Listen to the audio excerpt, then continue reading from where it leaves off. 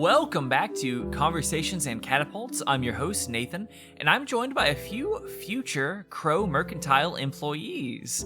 Say hello, future Crow Mercantile employees. Hi, I'm Crow Mercantile employee number 1. It says so on my little name card. I don't have a name, it's just Crow Mercantile employee number 1. And I play the level 7 gnome wizard Windsor Wallaby on the hit show Trials and Trebuchets. Hi, my name is Carla, and I am a Crow Mercantile employee number 2, and I play the level 7 tiefling roguelike integrity Adelberry from the hit TV show Trials and Trebuchets. Why was your go-to for a, service employee a big nerd? A big nerd. I don't know. Stereotypes. Guys, don't tell our boss about this, but how do you all feel about starting a union? Hi, I'm Sarah, and I play Mira Marchand, the level 7 half-elf bard on the hit podcast Trials and Trebuchets. Hi, I am Crow Mercantile employee number 4299, and I play the level 7 human sorceress Sarah Cinderman. There are no other qualities to me. I am part of the machine. And that is just my what gosh. you like here at Crow Mercantile. We got a senior employee over here. Yeah, holy shit. Oh, yeah. Yeah, you can Employee really of the see month. the downgrade from How much unpaid employee overtime are you number going to one. take? Oh my god. There's still so much life in number 1's eyes. Mine have gone into the depths of the void. Yeah, number 1 was excited about having lost his name to give it up for his corporate title. Meanwhile, number 4992 or whatever is day 2 of being in a service job. It's only the second day. Yep.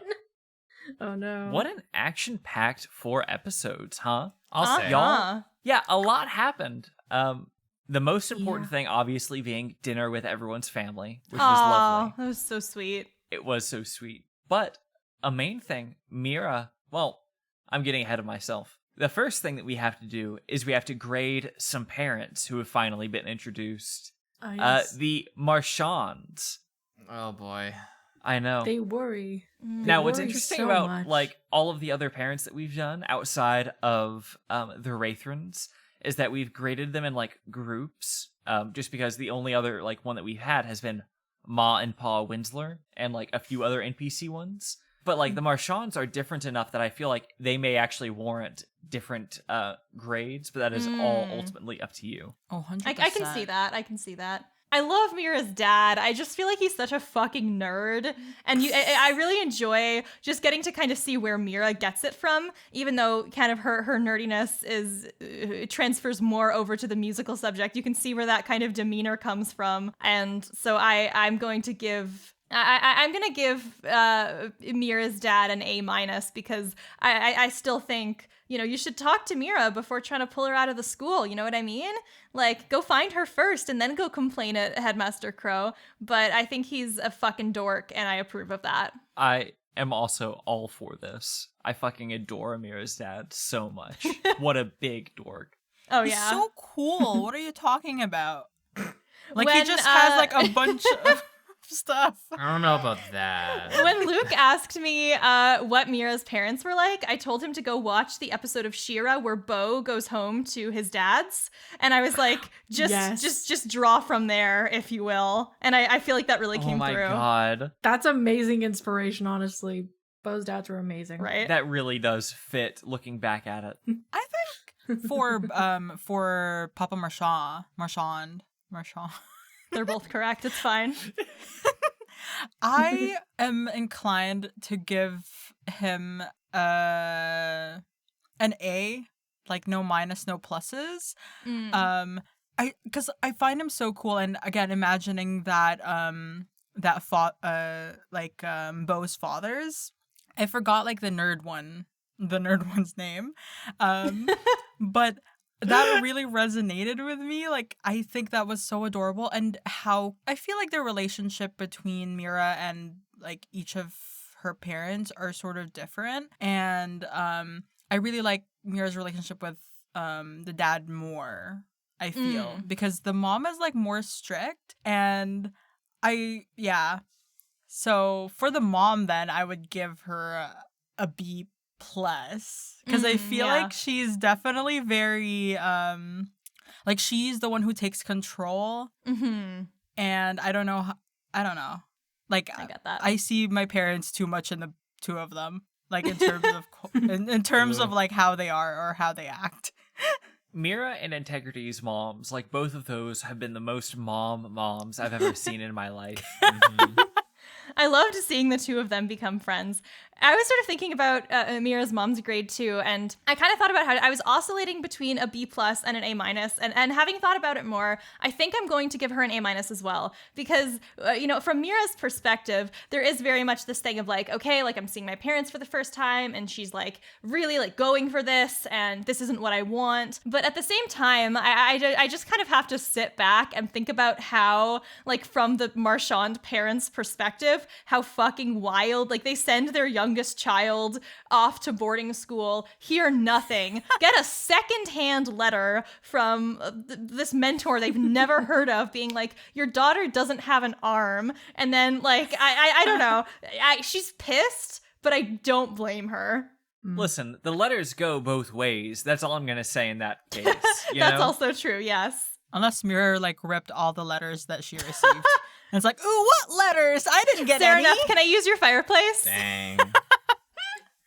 If I had to give Mira's dad a rating, and like, yeah, I definitely think that he would get like an A, because like it's very clear that whatever the situation was growing up, that they are, though reluctant, they have let Mira kind of go off to learn, and they're willing to pay for it. It was only when like, oh yeah, you've had like a lot of physical damage done to you, that they were like, okay, we're gonna like start pulling the chain now, like please, like we can't keep funding Don't this die. until you prove to us that you're not gonna like lose your other arm or like your legs or something. Wait till they hear about her other And- arm. Oh We're my not gonna tell gosh. you- The no one cost can of know. school these days, it's an arm and a leg. What are you gonna Hey. say? So you're saying the leg is next. Got it. Mhm. Whereas I would give Mira's mom maybe like just a solid B, teetering towards a B-, just because it's very clear in that relationship who's in charge of things, like who's making the final decisions, who's kind of in charge of like the finance when it comes to this. Whereas like Mira's dad is trying to keep the peace. Her mom is very much like, I've made my decision now, and like it was only thanks to her dad that was like, oh yeah, by the way, we should probably like look around the school first. I don't know, crazy idea. But I'd still say they're pretty decent parents still. Yeah. They do have like just a tad bit of that, oh, my child got a bad grade, so like the teacher must be wrong. Like, they Yeah. do have a little bit of that energy. Oh yeah. I'm like, there's no way that Mira made a C in this class. You don't actually realize how brilliant and bright she is. Do you know that there's another university that would be lucky to have her only a cart ride away from our home? Our You know that, And right? darling it doesn't do baby. and it doesn't do music. How dare you speak badly about her? yeah. I think that's the only like downside of like obviously they're very accepting of everything, but like I think the big thing is that like they're like, oh, but like you could learn like, you know, applicable magic, and it's like, excuse you? Do you know what a bard does in a party? Excuse you? Hell yeah. How Mom and dare you. dad. Mira is a good magic That's my person. only really big downside, because obviously they really care. They just Yeah. teach other practical, lucrative forms of magic at the college a cart right away. Ugh. You can still play your music on the nights and on the weekends if you want, you know. But this way you can also have something as a backup plan. Oh my gosh. Dad Marchand gets a B+. Simply because they seem like the more fun parent, but you know, I feel like it's he might be a nerd and stuff, but like he seems just kind of like all over the place. His vibes are off. His vibes just feel yeah. off. But I feel Yeah, I still walked into the room and his vibes were just heinous. It felt bad to be around him. I still think his heart is in the right place though, but it's just, you know, could be a little bit in a better place. Yeah, I mean, What who would that better organizes place the look books like? that, you know? Probably not bringing an entire case full of like legal documents. Fair enough. That part was a little bit much. They wanted to sue the school, and I was in favor of it. It was very Make good. Crow pay up. Mom God. Marchand gets a C+. Ooh, damn. My She's re- gonna see the teacher about that grade. That is Yeah. no good. My reasoning for it is like, yeah, your daughter lost an arm. Yeah, she didn't really write home to you at all. But, like, I don't remember Mira getting many letters back from her parents. And also, like, they want Mira to leave Wildcliff without considering her feelings on the matter. Like, she has friends here. She likes it here. You know, She has it's a really cool girlfriend here. They're like, she's just ignoring Mira's feelings for the most part and is only really caring about her safety and not considering, like, what happens if we do take her out of Wildcliff and put her in this nondescript other, like, more practical Boring school. college? It's like, what are you doing? Mom, Dad, you weren't there during our cool, like, house party. You didn't see the tension that I had to go through before I could finally kiss Delnis. It's true. God. Mom, you should have seen my performance. They didn't even get to see the murder mystery. Mom, you should have seen me. I was great. I and I had swooshed to him fight with with the the golden redhead. party before No, the murder. sweetie, you're going to hang out with all the chumps at the other boarding school that's closer. But I like the chumps here. They're my chumps, goddammit! There we go. Yeah, Mira gives like a tour of all of the places where like nothing bad has happened in Wildcliff, and it gets over with in like 2 seconds. It's like, here's my dorm. I have a feeling that they Nope, would walk doesn't around. count. No, That's Nesca dorm was in here. her dorm. Yep. There's Oh a my loose gosh. brick in the hallway. You could trip on that. You're leaving. Mom, that's on the wall. Ooh, it's too dusty in here. Slipping hazard. You could cough. You could cough on that dust. That's some dusty. You can inhale that dust, that old God. castle dust, and Uh, something might happen. We don't want to deal with that. Hey, remember when that one building was on fire?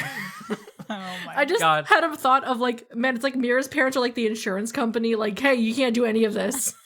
Speaking of getting left with big problems at the school, poor Crow also for like all of this shit happening before his tenure, and then like this big festival. It is that is going to be like the crowning jewel, his first big showing as headmaster, and then these two parents come in among his already packed day, just to be like, you know, the stuff that you had no control over whatsoever. We're gonna make sure that we ruin the beginning of your new career. All right. Oh my gosh. He can afford Say it. goodbye to your career, Afford it. Buster. Also, the fact that like the entire arena turned to glass at one point, everyone was, and he was like, everyone, please don't panic. Everything turned to God. glass. Imagine if Mira's Everything parents turned to just glass. wanted hush money. What worries me the most is that everyone saw that. Everyone knows that happened. Literally everyone saw that. It's true, and yeah, I think only Mira was the one who like name dropped the phrase potentialities or something like that. So it will be interesting. You know, is it just the people who are in earshot of her? Are they gonna get got? Because Maybe. that's bad Oh, news for shit. Delnis. Oh no, Delnis. F. Oops. But speaking of, There's always Joan. there is hell yeah, there Always is. Joan. God, yeah. She finally How got to do we interact feel with about- Mira. How do we feel about Joan now that we've seen more of Joan? Like, how's the temperature still on them? She sucks. I love her. Things are so spicy. I love it. It's such a good time. There's so much confidence, and you can't quite tell if it's a genuine niceness along with it, or if it's like such a big head of like, I'm so important to all these people that I have to act like this, and you don't know if it's genuine or not. I don't know if it's genuine or not. She's so confident. I'm excited. It's disgusting. Joan is what Murandine wishes he was. It's sickening. If I was that cool, I would also feel very confident in myself and feel like I was the king shit of fuck mountain, you know? I kind of want to see what Joan was like in like the first year, like before she had a name for herself, like at the school. Like, what was she like then versus like maybe like she just kept being the tournaments and it was like, oh yeah, here's like a giant fan base of people that just want to like swoon all over you, and then she was just like, ding, perfect. She was this scrawny little nerd, and then she found the gym in the old chapel, and then she got a fandom. I just imagined like you just like walk downstairs and you see Williard and it's like just like a barbell or something like that is on the ground. God. He's just making it float. Joan was Making the it float. first student ever admitted on like an athletic scholarship. Yeah. Fuck And the yeah. only, because there's nothing but nerds. Damn, that makes well, no, me Aragorn, angry. maybe. There's Murandine. Now I need to defeat her. Now I need to defeat her. There was Murantine. Have we seen him yet? No. No, he's missing. He's in No. the plane Dead. of Isithil. Yeah, Yeah. exactly. Gone. Fuck him. He's They're not gone. back He's yet. What dead I think as far is as I'm happening Status concerned. unknown, is that time presumed dead. It's the time loop, right? Because time is still moving forward in Isithil. So they probably would have, if they've Ooh. returned to campus, it would be outside the time loop that they would have come back to, right? If they got back. So we might I don't know. we might see I'm them imagining around time now. is- that.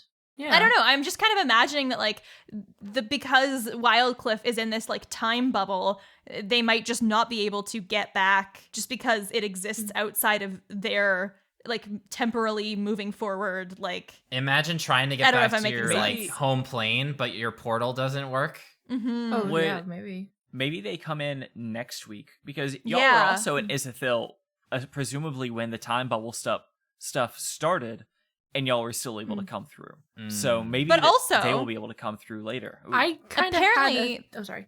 no, go ahead. I kind of had a theory. I don't know if I talked about it on here, but like the whole idea with like, oh yeah, each week at the end of the festival when like the reset happens, new people keep showing up according to Big Stinky.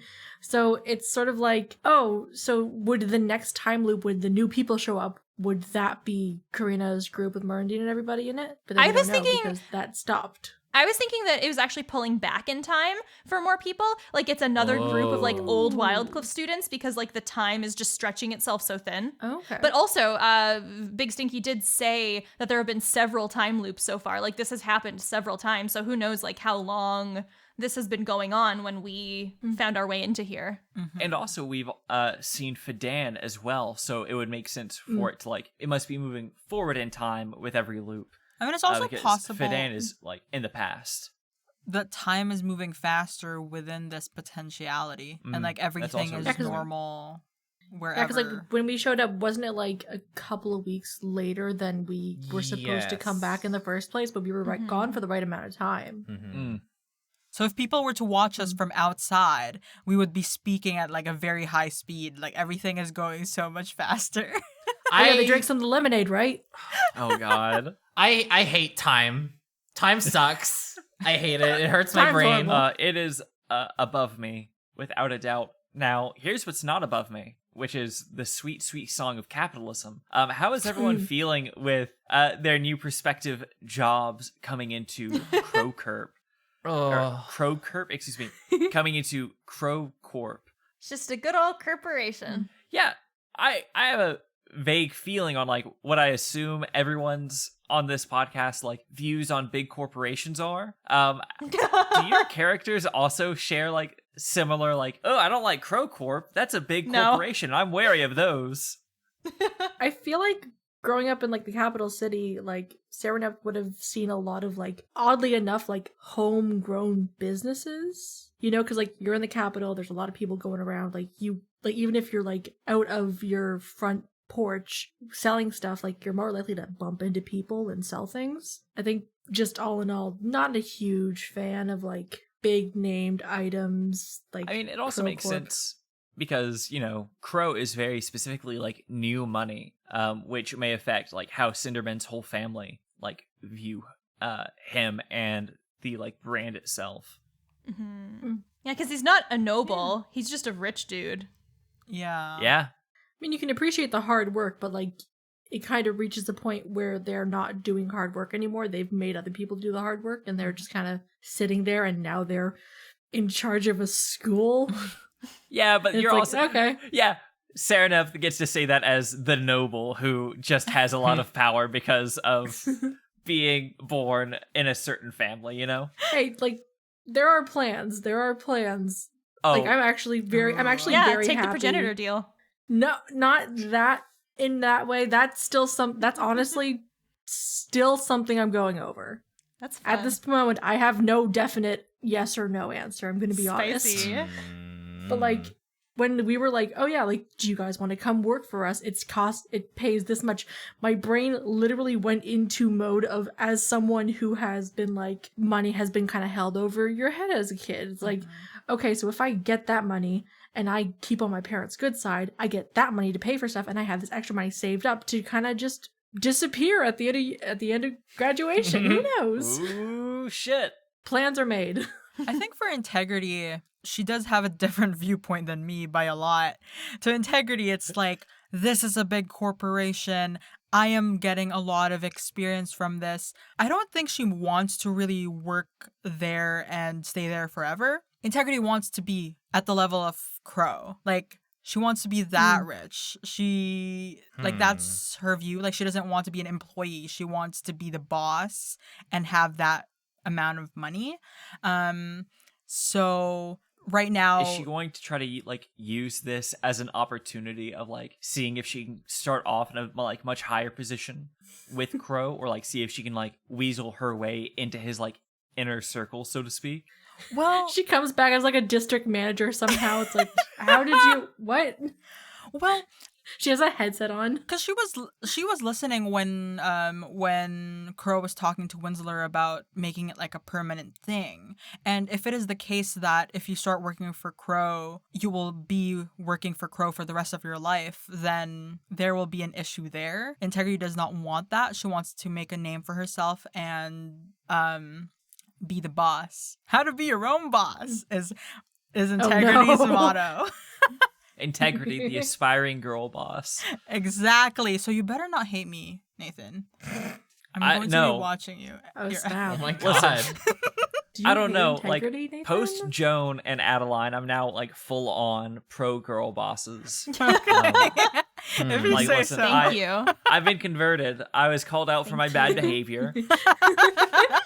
A couple of times there, yeah. Yeah, no, I was really terrible to be so anti-girl boss, but now I've learned the error of my ways. Good. Thank you. Perfect. We're glad that you've learned.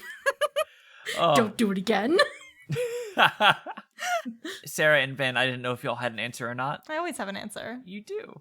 Perfect. Go for it. I mean, yeah, like obviously my own views on large corporations are probably pretty well known to everyone in real life. As far as Mira goes, I don't think that Mira has really come into contact with like the dark side of that system in, you know, either a way that like somebody like Winsler who grew up very poor would, or even someone like Serenep who like grew up very rich and like saw like that seedy underbelly of wealth. I mean, she's like met people like Vana and like been to the Ghost Palace, but I don't think she's necessarily made that connection of like global capital forces people into poverty. Like, you know, she grew up in a very pretty town where like rich tourists have summer homes. She can go to whatever school she wants. So she never has this reason to be like, oh, Crow is a rich CEO, and that is a suspicious and untrustworthy thing. It's more just like that it's a neutral thing. You know what I mean? And so this job offer, it's a relief to her just in the sense that like having to deal with tuition this year, like if my parents don't come around, that's that safety net that I now have at least for another year. And so there isn't really this like, oh, this is a sketchy thing. It's more just like, oh, okay, this is a thing. Is there a certain amount of like Mira seeing an opportunity here? Because, you know, I don't know exactly how the economics of this world work. But, you know, music is like, or the arts in general seem like they would be a difficult thing to make a like very comfortable standard of living, or like have a high measure of success as a bard. And it seems like the best way of doing that would be getting a very wealthy patron. Is that on Mira's mind at all, or is that not her focus at all? At the moment, I don't think that it is, just because like at the moment she's mostly thinking of Troyal as like an opportunity to make some money and support her friend. But I think that if she visits Troyal and those opportunities present themselves, that might change her focus a little bit. I see. Oh, is it my turn now?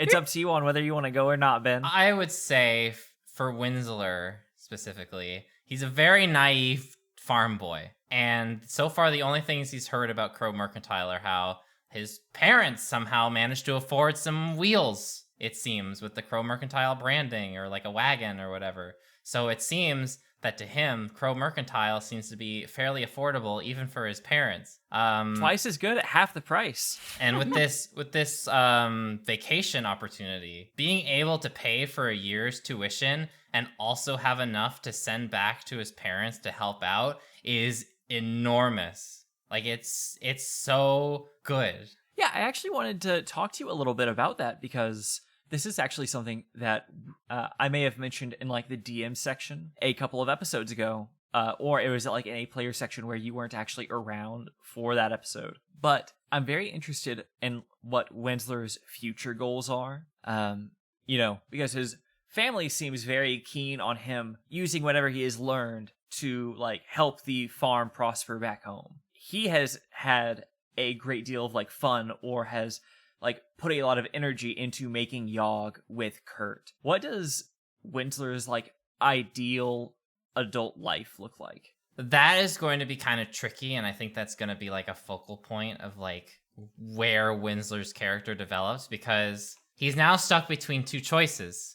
He either gets what he learns from Wildcliff and goes back to live with his parents and helps them out on the farm, especially because his father is like, getting a little old, and his knees and everything isn't up to snuff and all that. But and his help is Chudley, who is not Murder preferable.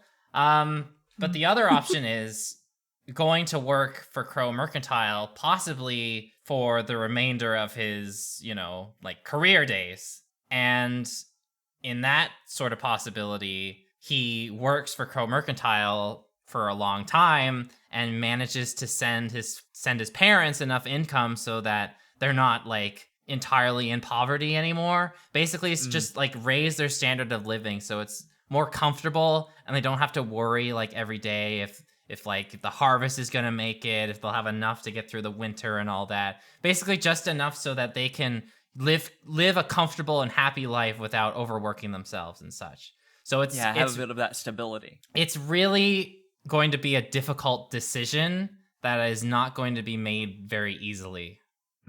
Where do you think Kurt factors into that?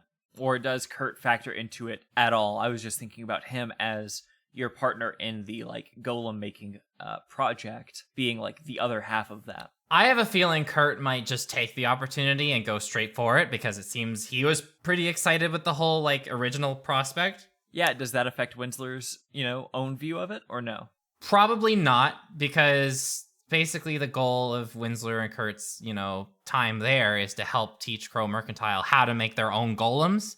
So once that's essentially done, there's not really much else that really needs to be done between Kurt and Winsler, because now Crow Mercantile is taking over the operation. So it really doesn't fall into like their hands anymore to make a golem. That was just like a spur of the moment, partnership during that time. So for Kurt, I have a feeling he's definitely going to like jump into that immediately as soon as possible and continue working with that. It's going to be a lot like more difficult for Winsler to make that decision. That makes a lot of sense. Speaking of like parental expectations, Mira, I wanted to like talk to you because we had some very spicy interactions between Mira and her family, with their concern not only being about for her safety, but also about her choices for her future as well. I didn't know, like, if Mira's parents pull their support from Mira, how do you think she is going to react? Like, if they just straight up say, music is a bad life choice, we cannot help you in this. Go do your own thing. Like, is that going to be enough to make her step back and reevaluate? Or is she going to keep on chasing the music? I think the only thing she would reevaluate would be her promise to write to them more next year. I think. Whoa. Sorry, it's true. I think that Mira is. I mean, music is her life in a lot of ways, and I think that as she's. Especially after like the Nesca attack, she's tried to round things out a little bit more, but it's still at the very core of her being, I think. And so that's always going to be her priority, at least for the foreseeable future. And so if Mira were to have that support pulled, I think her main concerns, I think she would probably not be speaking to her parents. And I think that her main concerns would be, okay, I'm going to have to get myself through Wildcliff now. How am I going to have to do that?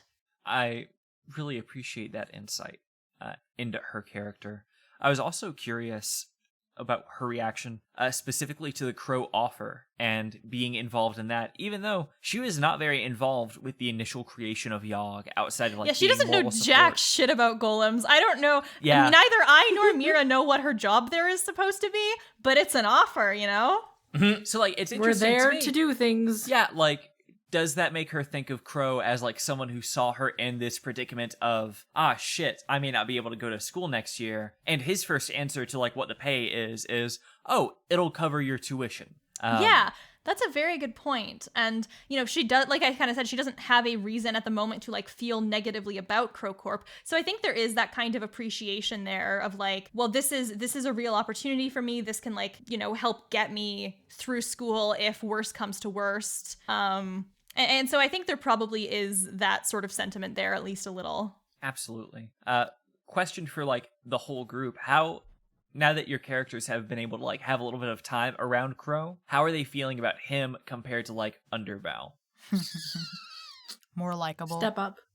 Yeah, Underbow was a little bit. Like actually tries to make an effort. Yeah, like Actually, in the very like, mind you, we didn't really talk much with Underbow, but like we also didn't talk much with Crow before more recent stuff. So it's like getting yelled at and you're gonna be in detention, and you don't get as bad a treatment, Serenep, because you're like you have more, like your family's more powerful. And I'm kind of like, motherfucking favoritism. What the fuck is this? Excuse you. Underbow lived to see us fall. Crow lives to lift us higher.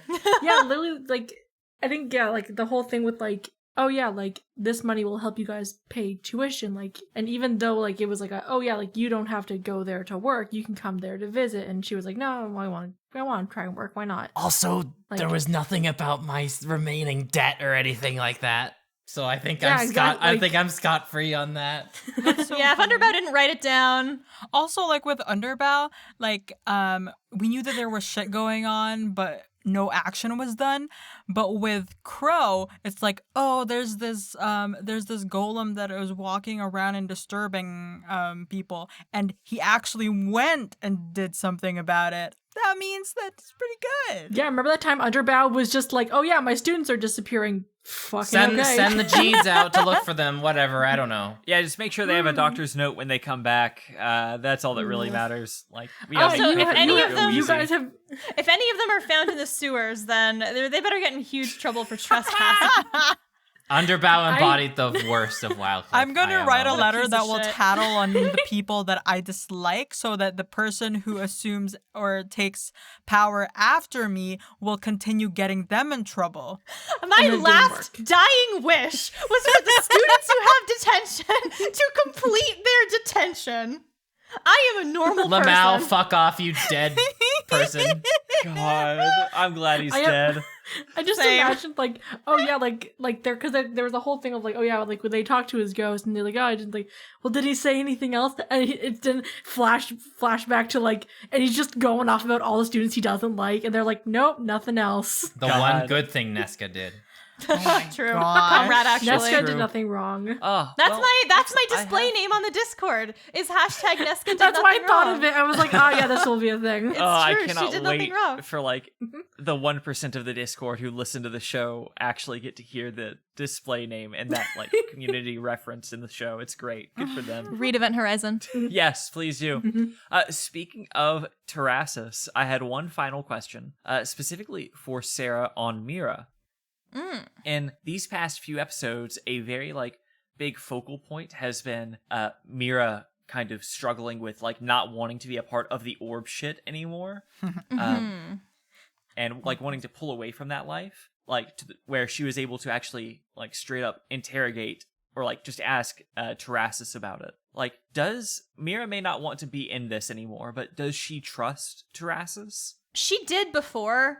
But I think now, not only with Terrassus being like, yeah, you should go talk to Nesca, it's fine. And then the vision that she had in the Loft of Elders, I don't think that she's at the point where she like necessarily sees Terrassus as like a actively malicious person, but I think she's a lot more suspicious of Terrassus than before. And so it's very much this sentiment of like, if you are indeed a good person, then you will understand why I can't do this. I can't like do your orb shit, you know? Yeah, do you think that the snake zombies play a factor in this? Or is that not something that really concerns Mira? Like, or I think her snake arm acting up in the first place? Like, I was gonna say does she the fact associate that with Terrassus? Well, yeah, because it's literally, I mean, in Terrassus's words, like a gift from Terrassus, right? Basically being like, yeah, this thing is going to protect you if you're ever in dire need. And now this thing is not like protecting her. It's drawing more attention to her. It's harming other people. And so that just mixed with everything is like, even if Terrassus is a completely trustworthy person, I still want out. Absolutely. That makes a lot of sense. And I'm sure that conversation will go great. Oh, I cannot wait to hear it on the future episodes of Trials and Trebuchets. Everyone, thank you all so much for joining me. I unfortunately don't have any bits or battleships for us to get into this episode, so unfortunately we'll have to end this one a little bit bitless. I hope that's okay. Bitless. Bitless. A little bit bitless. Wah. Well, perfect. Bitless. Thank you all for joining me, and dear listener, please join us after the break as I get with Luke and we slide into the DMs. I will catch y'all later. Bye-bye, everybody. Bye. See you Bye. never.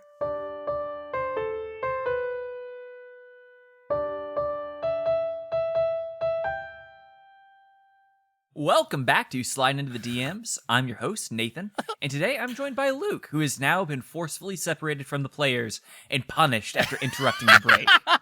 Hello, everyone. I'm Luke. Well, hi. You don't sound sufficiently punished at all. Well, you know, it is what it is. I love watching Sell you. it. I know. It's me, Luke. Oh, God. Thank you. The I'm torture. satisfied. It's really fun on my end watching Nathan charge up the, like, hello and welcome. It's just, like, a delight. You cannot tell people that for a full, 3 to 5 seconds before starting every recording, I just take a moment to just sit there silently after saying, let's get started, Yep. to just build up the spirit bomb of welcome you all have back. to. When I start the mainline episodes, I pretty much just yell and interrupt myself and everyone who's speaking, or else we don't get the episode started and we just waste everyone's time. Yeah, see, I had to learn how to warm up with recording. And so I was the exact opposite of, I don't want to waste anyone's time. Yeah. No talking beforehand at all. We're starting right We now. We said that we were starting at 11 p.m. UTC, which is the only time code that'll accept.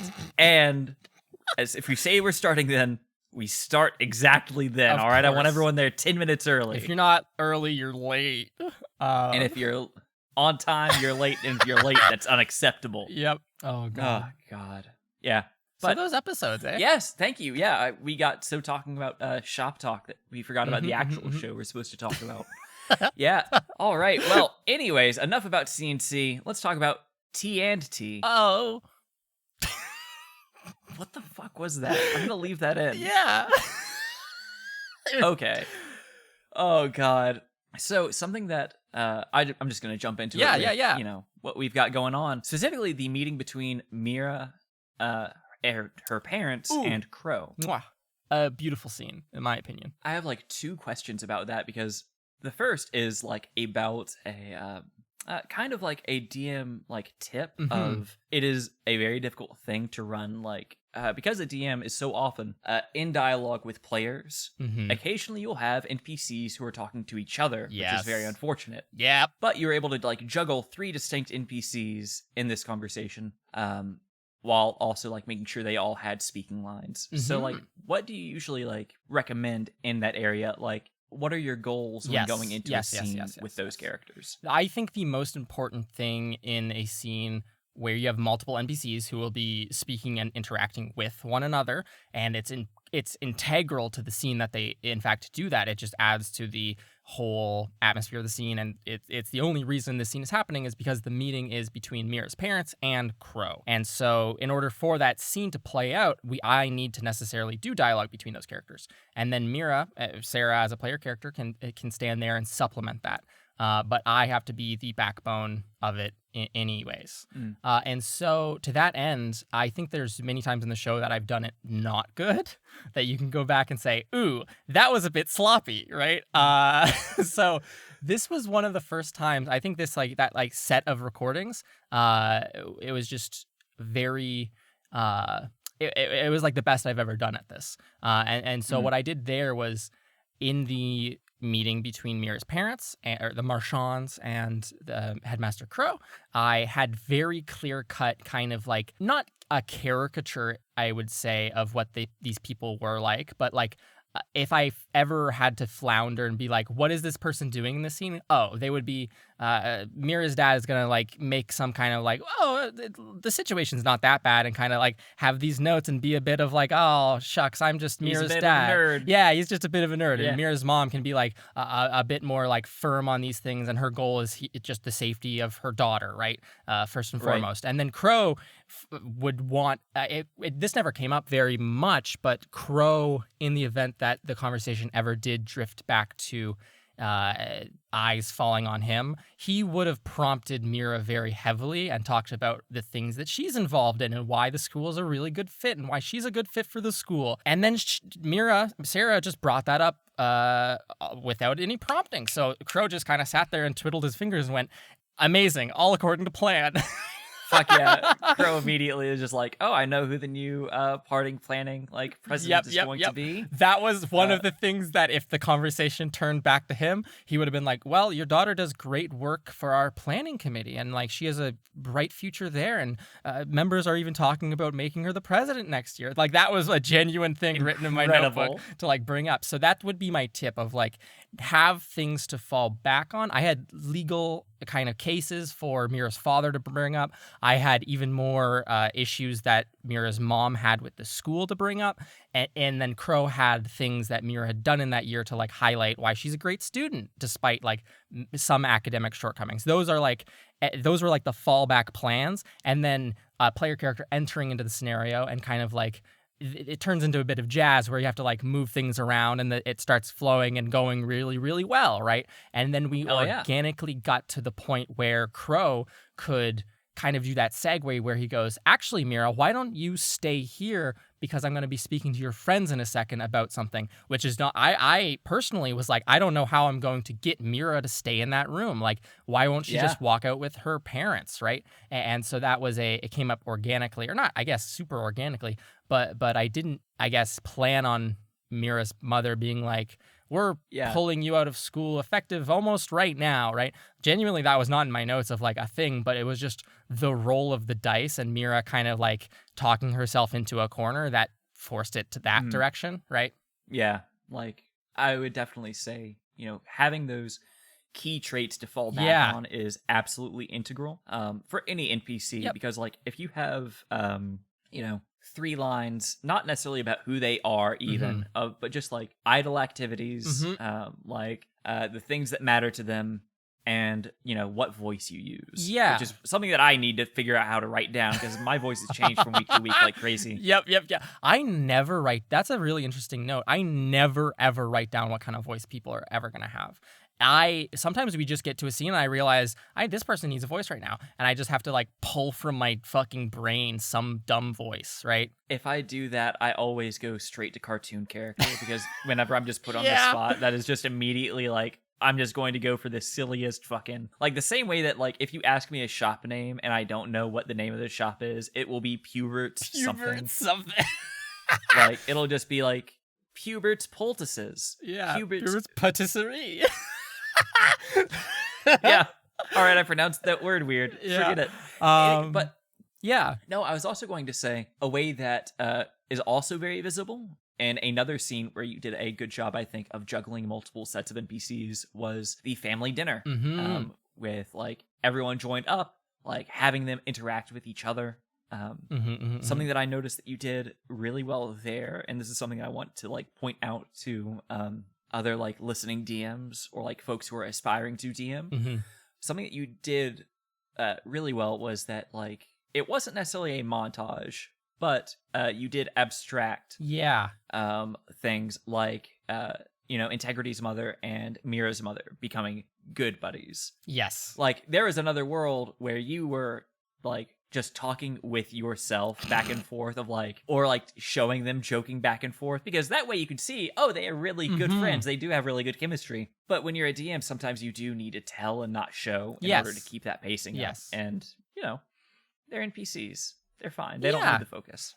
I mean, we can, I think early on in knowing who Mira's parents are and knowing who Integrity's parents are was like, these two sets of parents, they would get along. They're mighty similar. Their daughters get along. Oh, dang. This is just excellent. Their daughters are born on the same day, like 10 kilometers away from one another. Oh, golly gee shucks. Wow, let's throw that in there. So, like, that was a good thing. And forming relationships between NPCs is fun. And abstracting in that way is something that I should be doing more of, I think, in the future. And the thing there is, like, because there's so many moving pieces, I know just based on my own track record, if I try to show everything that's happening here and like make it a kind of fluid stage play kind of thing, radio play of just me talking and my players being like, oh, this is great, this is my parents, then I'm going to, like, my brain is just going to burn and melt in my head, which is what happens when there's too many NPCs around. Oh yeah, you just overclock that. Yeah. It's like just loading too many NPCs in a video game. You know, the thing is gonna crash. Yes. A place I think we can see that this went not great is in Isithil, in Trading Places, at the end, when Celty just sits there and does nothing and doesn't say anything, and most of the characters don't say anything because I'm trying to, like, or like the Ivory Mask woman doesn't say shit for like the entirety of the finale of that arc. Yeah, she's all about that action. And actions speak louder than words, and she was ready to like die fucking for kill. it. It was great. But in this case, there will be no murders of witches, so I got to rely on just abstracting things. And there's like some funny things, and like a way that I've been building confidence towards that end, and I would recommend, I would recommend most DMs, if you're like anxious about the way you'll perform in a scene, is to almost cut off a little appetizer of that and like warm up to it. So for me, Integrity's little siblings, like the twins, have been like, because they've been talking to each other and not really to any of the player characters. So that's been like me warming up for like knowing that all of these parents are going to talk to each other, knowing these meetings are going to happen. That is really smart. I didn't even think about that, or also didn't even catch it. I just thought it was like a fun, like... I love them. I love them so much. Realize what the purpose was. Yes, they're just two cute anime characters in this fucking thing. Like they're just two adorable little like tykes. I didn't think they had any purpose. I think I quote. I've been quoting Integrity's siblings at Carla constantly.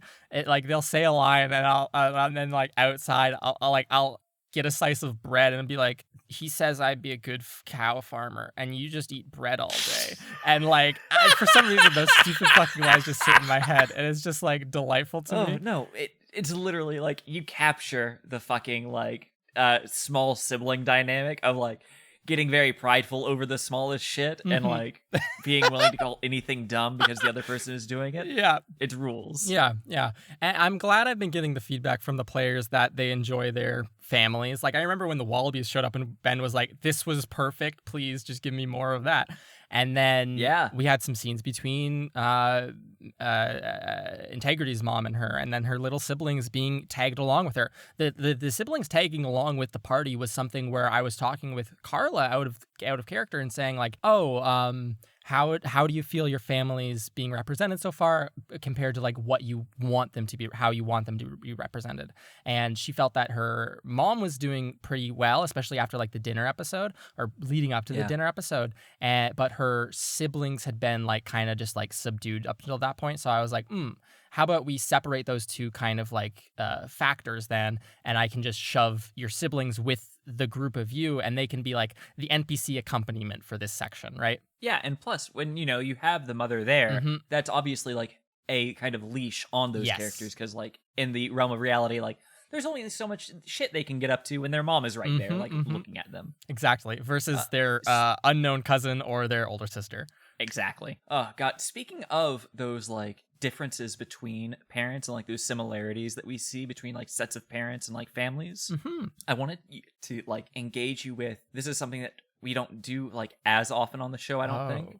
I'm excited. But like, or at least I don't do this as often with you, which is engaging in hypotheticals as much. Like in-game hypotheticals. Because like my thinking was like, damn, how would this be different if like Integrity had been in Mira's situation and like those were her parents in the room, you know? Yeah. Or like same with Ma and Pa Wallaby or the Cinderman. So I was just wondering like if the other students were in Mira's position with her folks, like while meeting Crow, how do you think they would have acted differently or like similarly? Because I think that, there is like a certain like right answer that we as people who have been children before kind of feel. Yeah.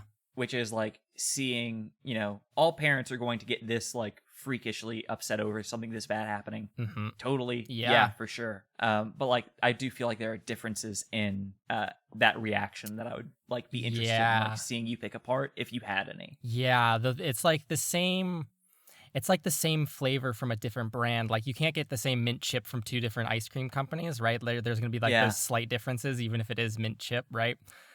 Yeah. The first thing that pops into my mind is imagine if it was the Cindermans there instead, right? Yeah, that's kind of what I was thinking. The most clinical conversation that would ever occur of just like, it would not even be from a place of emotion, I think. It would be like akin to you've crashed, like, oh, you have hit my car with your car, so you owe me for that, right? Like, oh, my daughter is, and this is a horrible way, but I think fits very in line with what we know of the Cindermans. It's a horrible way to think about your child losing an arm or anyone losing an arm, but, oh, my child is damaged now, so you owe me for that, right? Yeah, especially in a noble setting where like prospects are determined by marriage, like through something, and so like by like losing like a part of your body, like something that might make you seem less desirable, like you are directly influencing our future. So like we're gonna make you hurt for that. Absolutely, right? Where it's like, I think the Cinderman's ideal scenario would be Sereneth coming out of Wildcliff with no indications that she had ever been in Wildcliff, right? Or ever left the Cinderman estate towers, right? Like that would be the dream. There's also like no conversation in that like regard where like Mira's parents are willing to listen to her, or like at the very least like hear her out, like hear her desires. I don't think that you get that with the Cindermans at all. With the Cindermans, it would be like immediately you're coming home, immediately we're going to take this school to task, right? That kind of like a clinical business affair, right? Where it's not. We would immediately see a Cinderman or a representative of the Cindermans on the council. Absolutely, yes. And then something I don't know how the Wallabies would react. That's a wild card for me. Wait, that was also like what I was kind of like thinking, like, because they seem so nice, but also like they seem to care a whole lot for Winsler. Absolutely. Yeah. I could see them going either way of like being either so aw shucks, which they kind of seem like, kind of naive at times. I don't know if like that's ever a vibe that you're going for, or if it's just like my own perception of like like a stereotypical farmer. I was like, honest, hardworking. This is Ma and Pa Wallaby.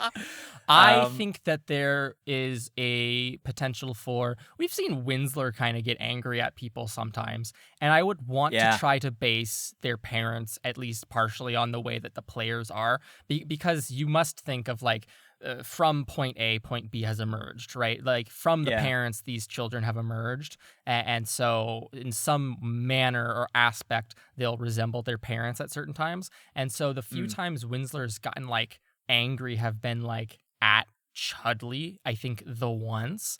And I don't know if I can ever think of another time he got actually angry at anyone.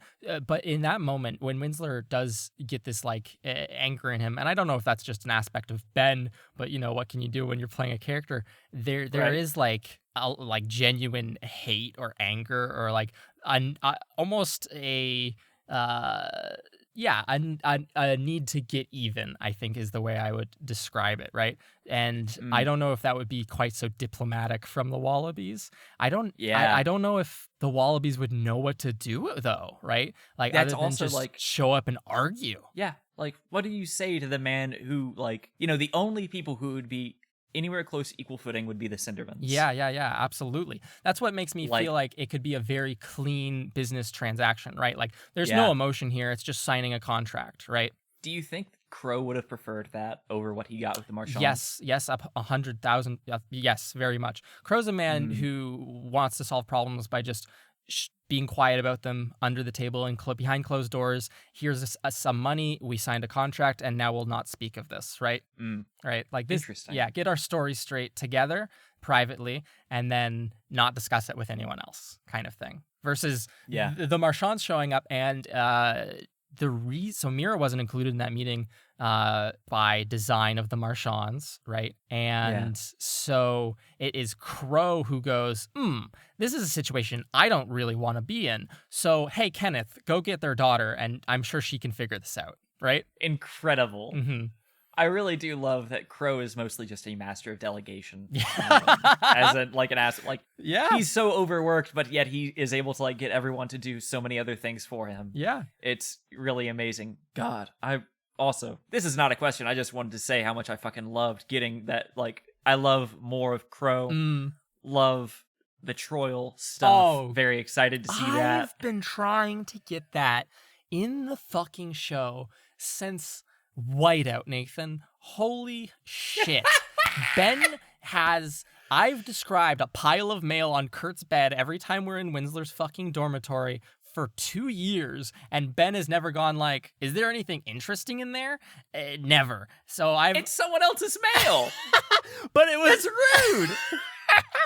I guess It's illegal. But and then like patrons, I know have pointed this out. Patrons of that have access to the DM notes of, they go, why is this section, Luke, that's like, and Crow is at Winsler's door? Why is that like blocked out? Like, what's up with there? And I'm like, well, I would love to tell you, but Ben's been fucking foiling me at every single possible turn when I try to introduce this.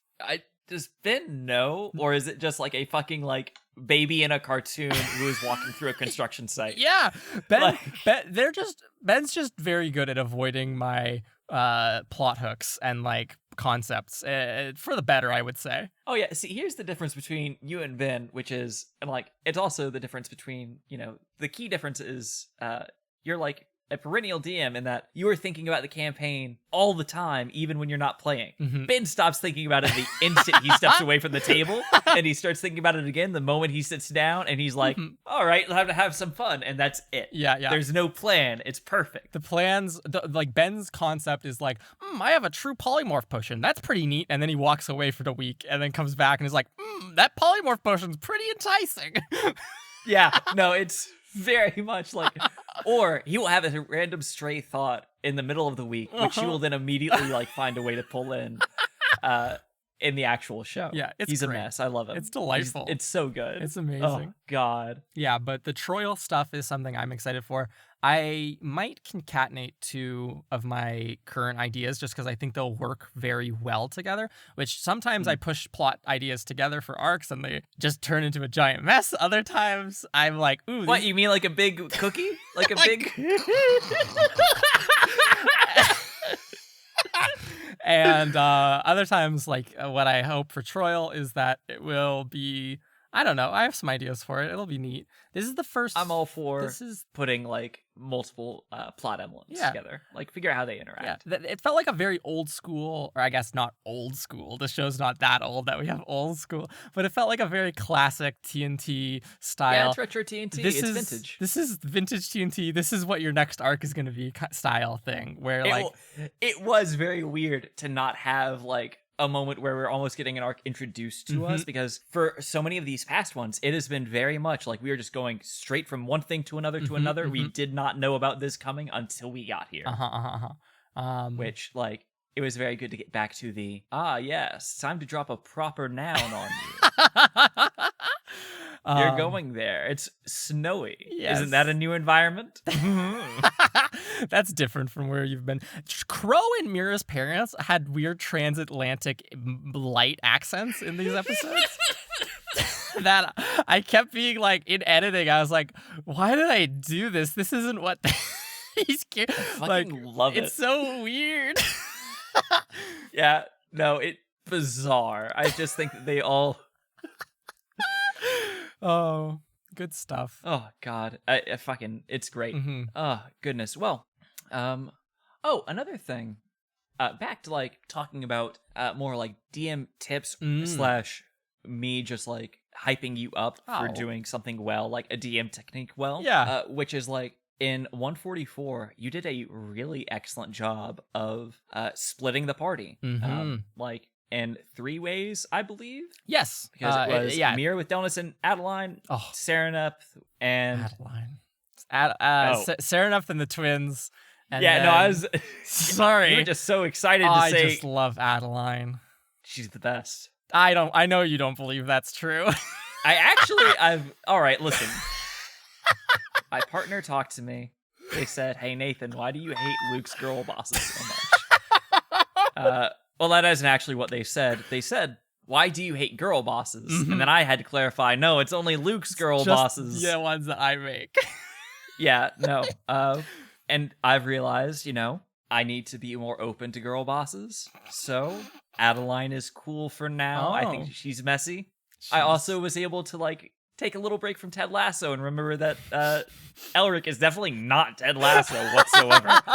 There are sad aspects to their whole thing. It's a very tragic character, don't get me wrong. Yeah. But he doesn't have the same goodness that Ted Lasso has. You know what I mean?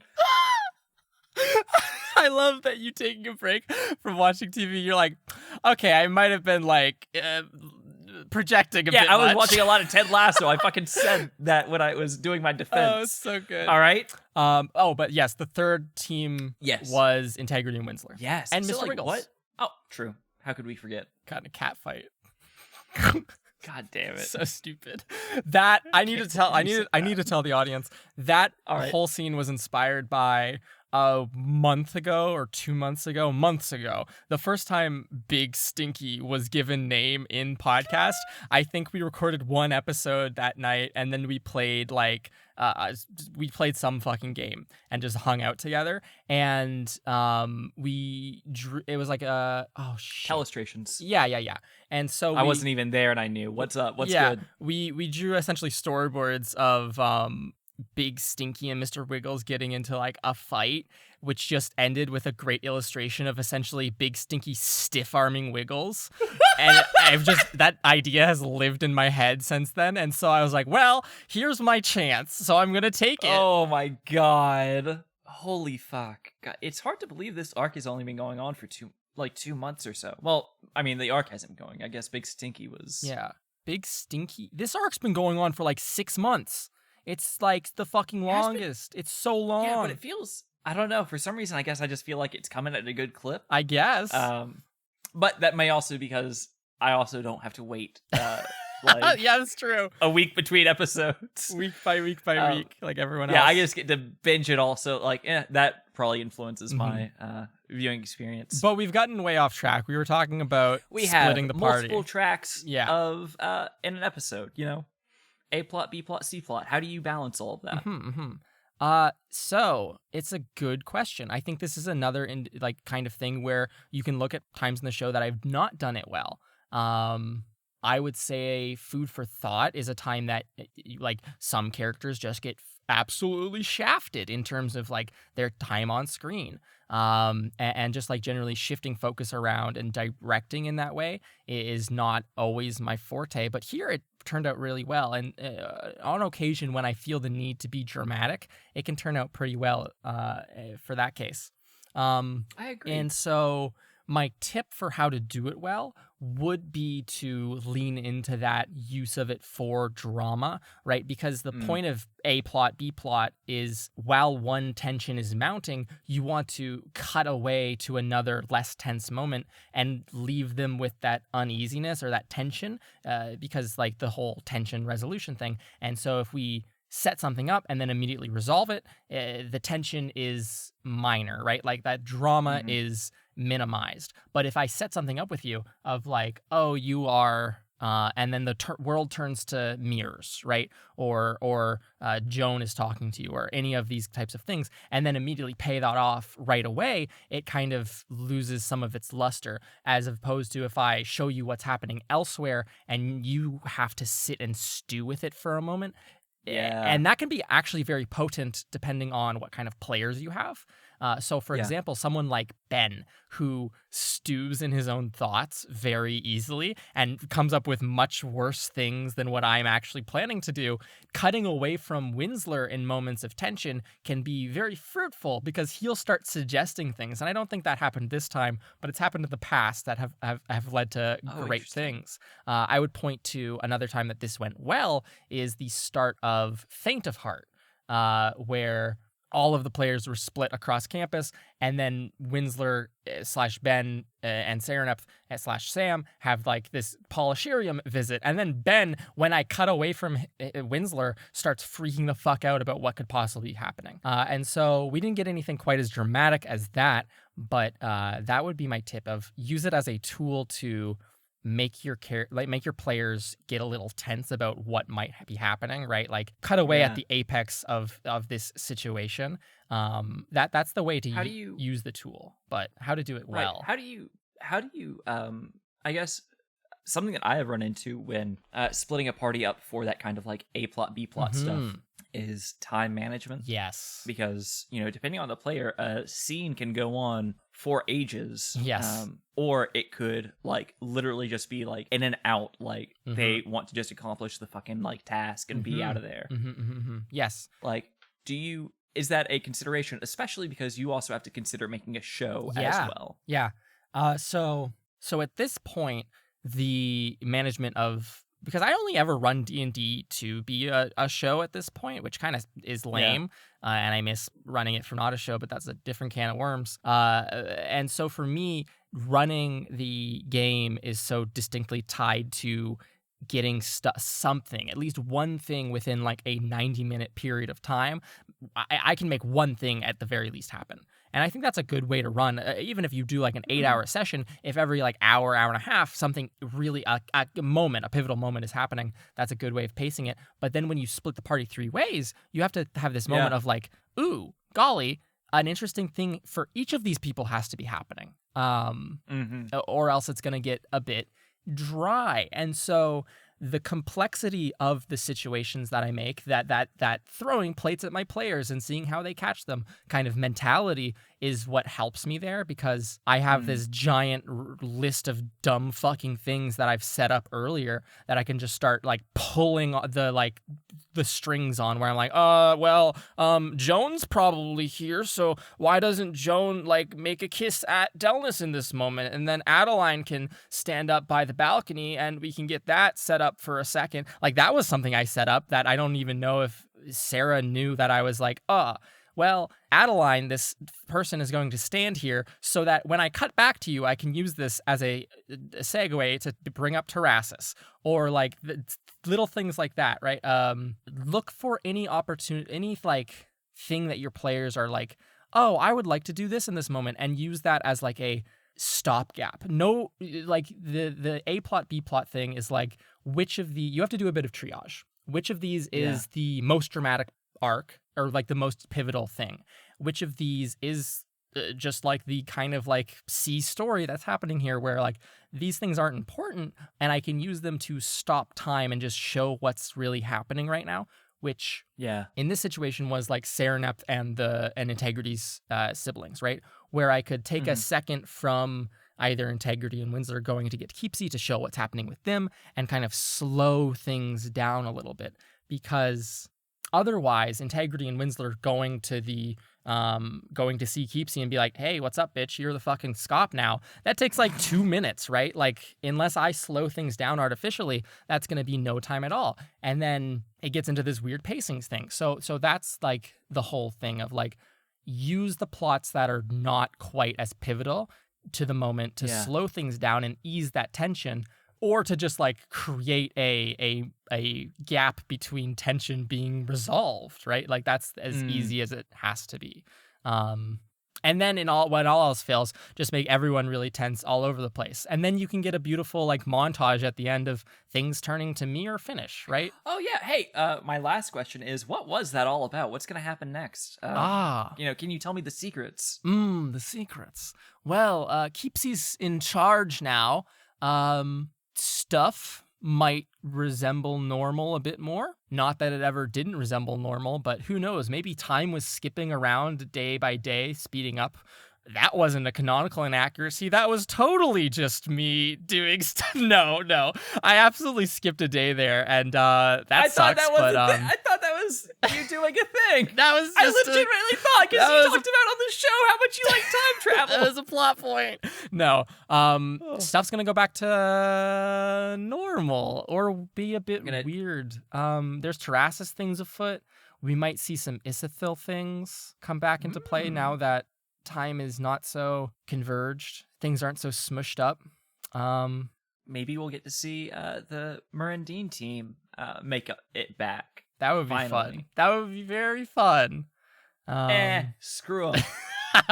I think with the They haven't shown up at the characterization- podcast for a year. That's Fuck 'em. true. I think with the characterization of Angelica recently, I don't really care about Korean anymore. I don't need that stinky girl. She can stay in Isithil. Angelica covers Karina. She covers like the heel aspect of Murandine. Like she's got it. Like she's like a little bit pompous, like Bailey Blue. Mhm. She's a good character. She's the NPC. Like she could do it all, baby.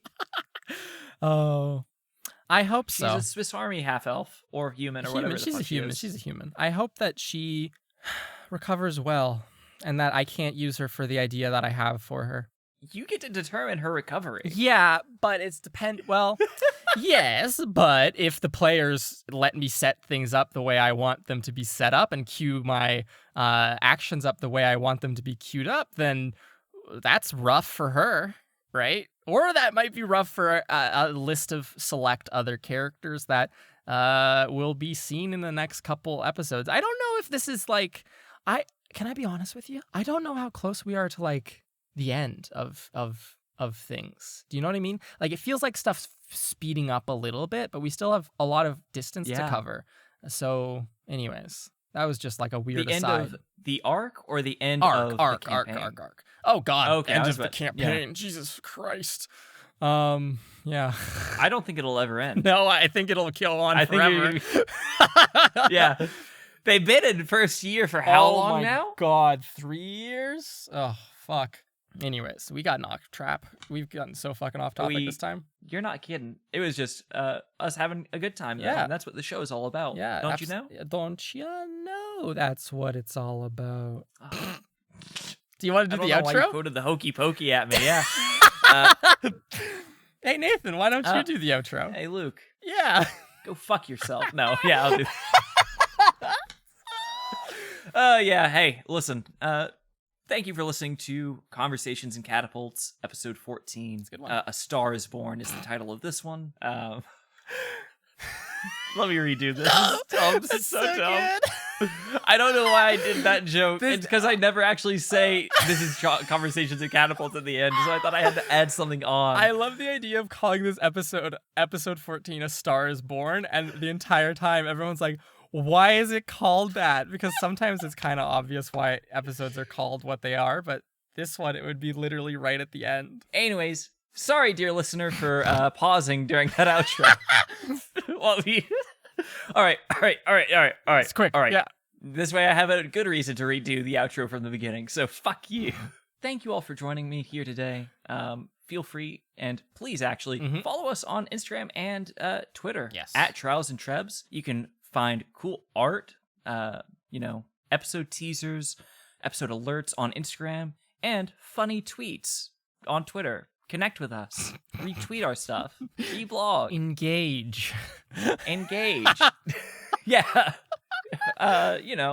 Subscribe, hit the bell, all that good stuff. God, you can tell that I am like not ready for this fucking outro. The tech issues are really just stumbled me. Ruined you. Oh yeah. Anyways, if you hate tech issues like us, hey, a good way to avoid them, giving us money. Yep. Go to patreon.com/trials and trebuchets. And if you have the means of doing so, it would mean a lot to actually show your financial support. Yeah. To the show. And if you don't, but you have a rich friend, they're right. Yeah. You just make them do it. Also, like, fun fact, you may not know which of your friends is rich. So, in order to, like, really hit the maximum number, you should tell as many friends as possible about the show. Yeah. That way you're, like, casting a wide net for us to get some, cash rolling in. It's a whole mess over here at Trebs Inc. I bought so many candles and I used up all of our Patreon budget. We'll never be able to improv lessons at this. Cannot roast me and my 80 candles in my office, Nathan. Oh, goodness. Yeah. You say office. You live in a closet now. It's true. And that's it. That's it. Yeah, I think that's it. leave a rating and review on your podcatcher of choice. 5 stars. Hell yeah. Tell us nice things about ourselves. Yes. Compliment us. Yeah, in fact, give each cast member one specific compliment Yes. in your review. That'll really mean a lot to everyone. Well, anyways, This was a pleasure. pleasure is all mine. Thank you so much for joining me, Luke. I look forward to seeing you next week. And as we both know, the only good outro is to not have one in